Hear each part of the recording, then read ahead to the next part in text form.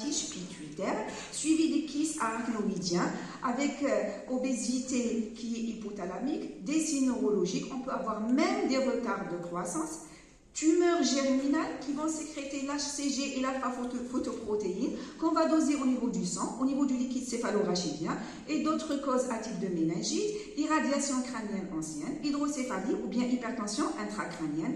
On peut voir aussi une puberté précoce en cas d'adoption chez l'enfant adopté par modification de l'alimentation, rattrapage saturopondéral rapide et l'étiologie la plus fréquente, surtout chez la fille, c'est la puberté précoce idiopathique. Quand on trouve aucune étiologie, c'est un diagnostic d'élimination.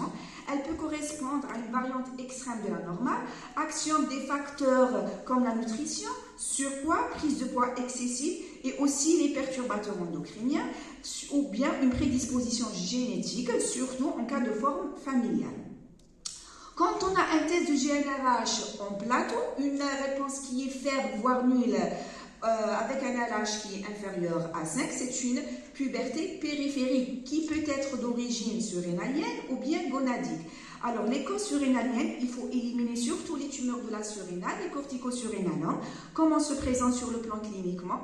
Une pilosité pubienne qui est rapide, accompagnée d'acné, accélération de la croissance, hypertrophie clitoridienne chez la fille, augmentation de la verge et les testicules sont petit, impubère, il n'augmente pas de volume. Comment on fait le diagnostic? C'est par une TDR et dosage des androgènes qui sont SDHEA, testostérone, delta 4 et 17-OHP. La deuxième cause surrénalienne, c'est les blocs enzymatiques, surtout les 21. C'est une virilisation progressive qui apparaît entre l'âge de 2 à 6 ans. Le diagnostic se fait par le dosage de 17-OHP ou bien le test au synactène. On peut avoir une puberté précoce factice, des tumeurs sécrétant de l'HCG qui peuvent être gonadiques, hépatiques ou bien situées au niveau de la ligne médiane. Parmi les autres causes, testotoxicose, c'est quoi? C'est une puberté précoce familiale liée aux garçons. Mutation du récepteur de la LH entre l'âge de 2 à 4 ans avec augmentation du taux de testostérone qui peut aller jusqu'à 3 nanogrammes par ml. Une hyperthyroïdie sévère non traitée peut déclencher une puberté précoce. Les causes gonadiques sont les tumeurs à cellules de Leydig chez le garçon, généralement unilatérales. On aura une asymétrie testiculaire. Le diagnostic va se faire par l'échographie. Tumeur de la granulosa chez la fille, c'est l'échographie pelvienne ou mieux une IRM pelvienne. Et le syndrome de Macunes-Albright. Alors, c'est quoi le syndrome de Macunes-Albright? C'est une association d'une dysplasie fibreuse osseuse. Le diagnostic se fait par une radio du squelette complet ou scintigraphie osseuse, des taches café-au-lait, une puberté précoce. Alors, les signes de cette puberté précoce, elle est vraiment très précoce, généralement entre 1 et 5 ans, une hyperœstrogénie qui peut aller jusqu'à 300 picogrammes par ml, avec, on peut avoir des kystes au niveau des ovaires qui sont importants, qui vont saigner, on aura plusieurs métrorragies et risque de torsion de ces kystes. On aura aussi d'autres signes endocriniens, à type d'hyperthyroïdie et d'acromégalie. Devant ces pathologies, devant ces pubertés précoces pathologiques, on a dit centrales et périphériques, il y a d'autres variantes, mais qui sont physiologiques de la puberté, qui sont la prémature pubarche, télarche, ménarche, puberté avancée et les formes longtemps progressives. C'est le plus fréquent aussi. Alors, c'est quoi une prémature pubarche? C'est un développement prématuré de la pilosité pubienne avant 8 ans chez la fille et 9 ans chez le garçon. On les voit chez qui? Chez l'enfant obèse ou bien une prise de poids excessive ou bien qui est né petit pour l'âge gestationnel. C'est une augmentation qui est physiologique des androgènes surrénaliens qui est la DSHEA. Désolé. Sur le plan clinique, il n'y a pas de développement mammaire, pas d'augmentation du volume testiculaire, pas d'augmentation de la taille de la verge ni du clitoris. On peut avoir une accélération qui est minime de la vitesse de croissance, mais toujours inférieure à 6 cm par an, avec un âge osseux qui peut être avancé, mais toujours inférieur à 2 ans. Parfois, on a une acné, des cheveux gras et des odeurs corporelles. Ça reste un diagnostic d'élimination après avoir éliminé les pathologies surrénaliennes, qui sont les tumeurs et les blocs enzymatiques. Si c'est réellement une prémature pubarche, c'est une surveillance chaque 3 à 6 mois, parce qu'il y a un risque de passage à la puberté avancée. C'est quoi une prémature télarche? C'est un développement isolé des seins chez la fille avant 8 ans, sans aucun signe de puberté, c'est-à-dire pas d'accélération de la croissance, Pas d'avance de la maturation osseuse, c'est-à-dire un âge osseux qui correspond à un âge chronologique. Pas d'imprégnation utérine. Elle survient avant l'âge de 2 ans. On parle de mini-puberté physiologique qui peut disparaître rapidement, ou bien à 6 ans. L'évolution se fait vers une non-progression, même une régression. On doit toujours faire une échographie pelvienne à la recherche d'une imprégnation œstrogénique et ça reste un diagnostic d'élimination. Ici, c'est le cas. C'est toujours une surveillance chaque 3 à 6 mois, jusqu'à l'âge de 8-9 ans. Prémature ménarche, c'est un saignement d'origine utérine simulant des règles. Ça correspond à une imprégnation œstrogénique avec des règles spontanées 2 ou 3 cycles. L'échographie pelvienne, elle est normale, c'est un utérus prépubère. Mais à chaque fois, je dis, ça reste un diagnostic d'élimination. Après avoir éliminé une puberté centrale, surtout l'amartome, comme on l'a déjà vu, l'amartome, c'est surtout une lésion qui est là, hypophysaire, hypothalamique, avec des saignements importants. On doit éliminer une éthologie périphérique, le vacunal balite, avec des kystes de l'ovaire, et une cause locale vaginale à type de corps étranger, vulvite ou bien une vulvovaginite. Puberté avancée, on a dit que la puberté précoce, c'est avant 8 ans chez la fille et avant 10 ans à 9 ans chez le garçon. Mais quand une puberté, ça se déclenche à partir de 8 ans, quand même l'enfant, il est jeune. On parle de puberté avancée, c'est-à-dire entre 8 et 10 ans chez la fille et 9 et 11 ans chez le garçon. Elle peut être idiopathique, familiale, on peut l'avoir chez l'enfant adopté, d'où l'importance de l'interrogatoire. Est-ce qu'il faut rechercher une pathologie à son origine? Oui, si absence de puberté avancée dans la famille, ou bien une progression clinique très rapide. Est-ce qu'il y a un risque de réduction du potentiel de croissance? Ça peut réduire le potentiel de croissance maximum de 5 cm, mais qui n'est pas importante lorsque la taille de l'enfant est proche de la moyenne. La dernière forme qui est aussi physiologique, c'est une forme lentement progressive de puberté précoce. C'est quoi? C'est un simple allongement de la période pubertaire sans modification de la ménarche, avec une échographie utérine qui est normale. Il faut juste une surveillance, évaluation chaque 3 à 6 mois jusqu'à l'âge de 9 ans. On a vu les pubertés pathologiques, les variants physiologiques de la puberté. Quelles sont les bonnes indications du traitement? Il faut toujours une évolutivité de cette puberté de 3 à 6 mois avant de poser toute décision thérapeutique. Le traitement est proposé dans une puberté précoce centrale, confirmée par un test de GHRH, en cas de manifestation pubertaire d'évolution rapide, clinique et échographique, c'est-à-dire sur le plan clinique, passage d'un stade à un autre en moins de 6 mois, une vitesse de croissance très accélérée supérieure à 6 cm par an, un âge osseux avancé par rapport à l'âge chronologique supérieur à 2 ans, un utérus qui est pubère, c'est-à-dire une hauteur utérine supérieure à 36 mm, volume des ovaires supérieur à 2 ml, présence de lignes de vacuité.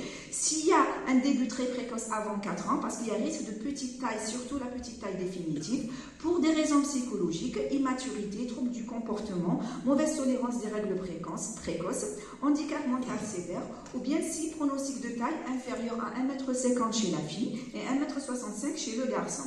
C'est quoi le traitement? En plus du traitement étiologique, qui est la chirurgie, chimie ou radiothérapie, ça dépend de la lésion, il y a le traitement médical, qui est les agonistes de la GnRH, qui vont se fixer sur les récepteurs hypophysaires de la GnRH. Et cette fixation prolongée va activer une désensibilisation de ces récepteurs à l'action de pulse de LH-RH hypothalamique. Qu'est-ce qu'on aura comme conséquence? Une sécrétion nulle des gonadotrophines. Comme objectif de ce traitement, faire régresser ou stabiliser les signes de développement pubertaire pour empêcher tout ce qui est délinquance, rapport sexuel plus précoce, freiner fortement la maturation osseuse et améliorer le pronostic de taille définitive. Il y a plusieurs formes, c'est des formes injectables qu'on peut injecter chaque 28 jours, chaque 3 mois, chaque 6 mois. Il y a même des implants tous les 12 à 18 mois. En Algérie, on a le décapeptide. Je vais faire de la publicité pour décapeptide. On a deux formes. La forme LP375 et le décapeptide 1125. 375, c'est des injections en intramusculaire chaque 28 jours. Ça dépend du poids de l'enfant. Si le poids il est inférieur à 20 kg, c'est la demi-ampoule. Entre 20 et 30 kg, c'est les 2/3 de la dose. Supérieur à 30 kg, c'est toute la dose. Sinon, on a la forme injectable, le 1125, chaque 3 mois. On peut commencer par une forme injectable mensuelle chaque mois. Et si l'enfant est stable, on peut passer à la forme trimestrielle. Comme chaque traitement, ça a des effets secondaires. Au niveau des points d'injection, douleur, érythème, réaction inflammatoire, céphalée, des flushs occasionnels. Et surtout, il faut avertir les parents qu'il y a un risque de saignements vaginaux à titre de métrorragie après la première injection. Pourquoi? C'est l'effet initialement stimulant du traitement qui va disparaître. On a une petite augmentation modérée de masse corporelle et diminution de la densité osseuse, mais ça va rentrer dans l'ordre après l'arrêt du traitement. Il y a d'autres effets secondaires. Comment je surveille cet enfant qui est sous traitement? Alors, il sera surveillé cliniquement, morphologiquement et biologiquement. Sur le plan clinique, c'est chaque 6 mois. On a une progression des seins qui va stopper, la pilosité pubienne qui va stagner, qui peut augmenter parfois secondairement, mais pas beaucoup par l'effet des androgènes de la surrénale. Le volume testiculaire va se stabiliser, diminuer après 6 à 1 an. Par contre, la vitesse de croissance et la maturation osseuse, ils vont diminuer. Ça va prendre du temps, entre 6 à 12 mois. Sur le plan biologique, c'est toujours le gold standard, le test de GNRH, et qu'on le fait 3 mois après le traitement, pas avant, avec un pic de LH qui doit être inférieur ou égal à 3 chez la fille. Et chez le garçon, c'est juste la testostérone qui doit être inférieure à 0,30 nanogrammes ml. Malheureusement, il y a des facteurs de mauvaise réponse au traitement qui sont l'avance de maturation osseuse pendant le début du traitement, la durée du traitement, l'âge auquel le traitement est débuté. Plus on débute précocement, mieux le résultat est. Le traitement des filles, malheureusement, qui présentent une puberté au-delà de 8 ans, n'a aucune utilité en termes d'amélioration de la taille adulte. Cela a été prouvé par plusieurs études avec une taille finale qui compare les filles traitées et non traitées, en moyenne 1,57 m. Néanmoins, il y a quelques indications de cette puberté avancée. Si elle est vraiment évolutive, avec franche accélération de la vitesse de croissance, une avance importante de l'âge osseux, imprégnation œstrogénique importante à l'échographie pelvienne, si l'enfant est adopté, notion de retard de croissance intra-utérin, une petite taille constitutionnelle ou bien notion de puberté précoce familiale. Le traitement doit être arrêté. Quand est-ce qu'on l'arrête? À 11 ans généralement, ou bien si l'âge osseux chez la fille est à 12 ans et demi, et chez le garçon à 13 ans, parce qu'il n'y a aucun intérêt à continuer le traitement au-delà de cet âge osseux. Dès qu'on arrête le traitement, les signes pubertaires vont réapparaître quelques mois après l'arrêt du traitement, et les règles 12 à 18 mois après l'arrêt du traitement. Là, c'était la puberté centrale. Pour la puberté périphérique, c'est le traitement de l'étiologie, quelle que soit l'étiologie. Pour l'hypothyroïdie, c'est l'évothyrox, à commencer progressivement. Pour la testotoxicose et le macune-olbarate, c'est les inhibiteurs de l'aromatase qui vont inhiber la simulation des androgènes, la transformation des androgènes en œstrogènes. Juste un petit mot sur puberté précoce et Covid. Il y a eu de nombreux cas de puberté précoce augmenté au cours de la phase initiale de la pandémie Covid. Il y a eu plusieurs hypothèses, soit infection des neurones à GNRH dans l'hypothalamus par le SARS, ou bien le changement de mode de vie, c'est-à-dire écart de régime, prise de poids, environnement stressant, c'est induire un stress épigénétique avec activation du système GNRH.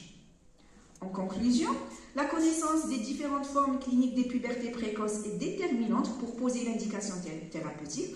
On a vu, est-ce que la puberté, elle est vraiment pathologique? Et si elle est pathologique, est-ce qu'elle est centrale ou bien périphérique?